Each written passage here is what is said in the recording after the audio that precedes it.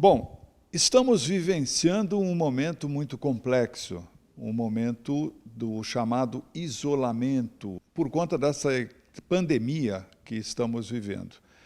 Só que este isolamento, muitas vezes, provoca um problema muito complicado.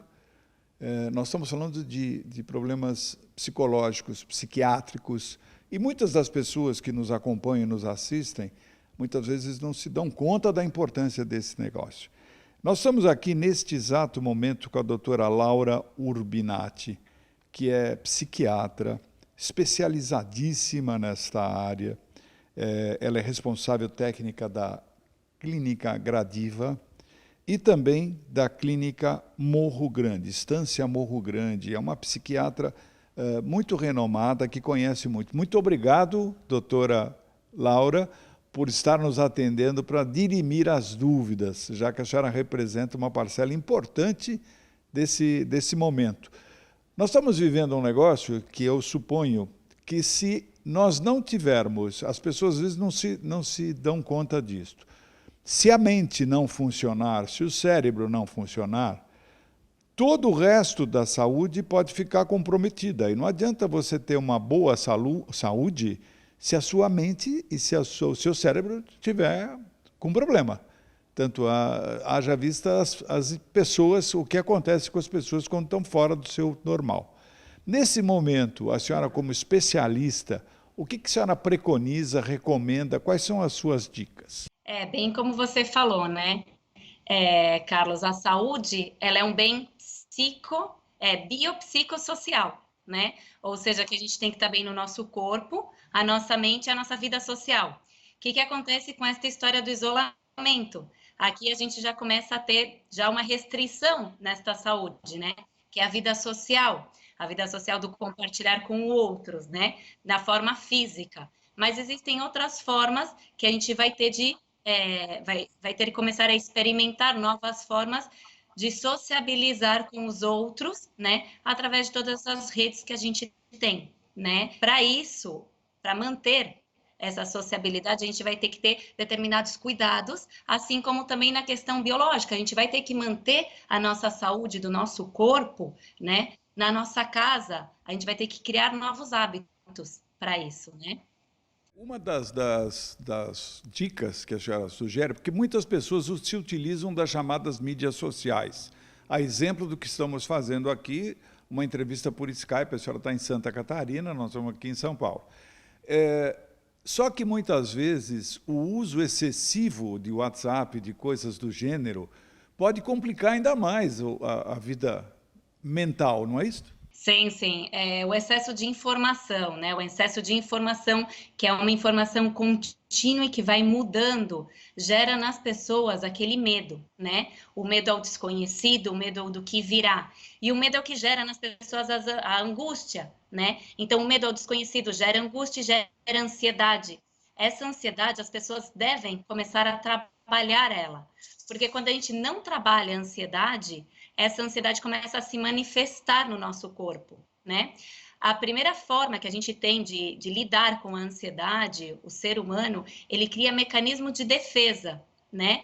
Porque eu me sinto angustiado, mas eu quero essa angústia fora de mim. Então eu bloqueio ela. Como eu bloqueio ela? Através das fugas.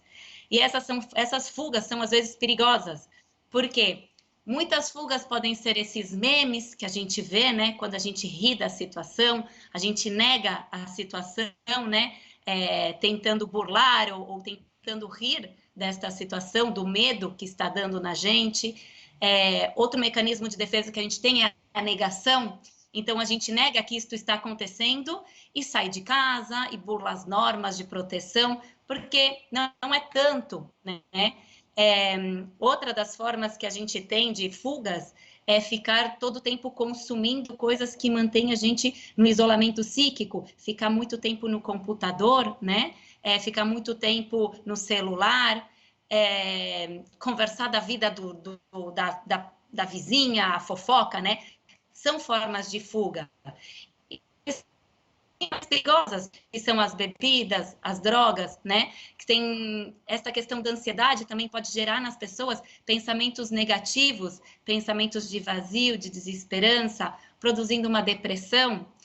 E, às vezes, as pessoas mesmo com tanta informação, tanta insegurança, esta coisa tão incerta, descarga na gente uma energia tão forte, uma ansiedade tão grave que gera uma crise de pânico, onde seria a ansiedade posta no nosso corpo, onde a gente começa a sentir a angústia, começa a sentir taquicardia, a gente começa a sentir tremores, falta de ar, sudoreses, e essa é a famosa crise de pânico, é aquela sensação de que eu vou morrer, é uma sensação de morte iminente, né?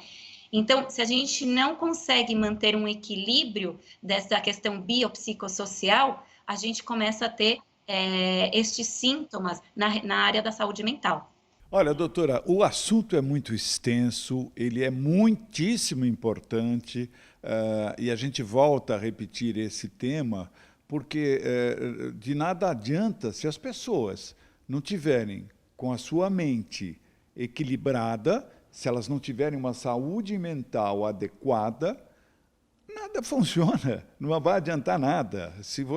Basta ver as pessoas que não têm o seu equilíbrio mental, elas se transformam numa pessoa que pode ser uma arma contra ela e contra a sua sociedade no entorno. Então, isso é de vital importância. Nós só falamos de feiras, de negócios. Essa é uma contribuição nossa, e com a parceria aqui com a doutora Laura Urbinati, que é psiquiatra da Clínica Gradiva e da Estância Morro Grande, que é uma craque no assunto, e eu agradeço muito. Eu quero um compromisso seu, da gente, na semana que vem, falar um pouquinho mais, porque o assunto é longo, e a gente quer falar de outras coisas, tá bom? A senhora concorda em nos dar umas dicas aí?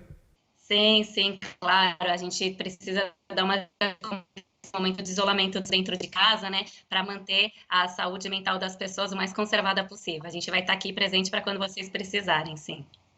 Muito obrigado, doutora. Eu vou colocar aqui o seu e-mail aqui para as pessoas poderem, se quiserem saber mais informações, tá bom? Muitíssimo obrigado, muito sucesso e Deus nos ajude a todos, tá bom? Exatamente. Muito obrigada. Até logo. Até mais. E a gente continua. Até já.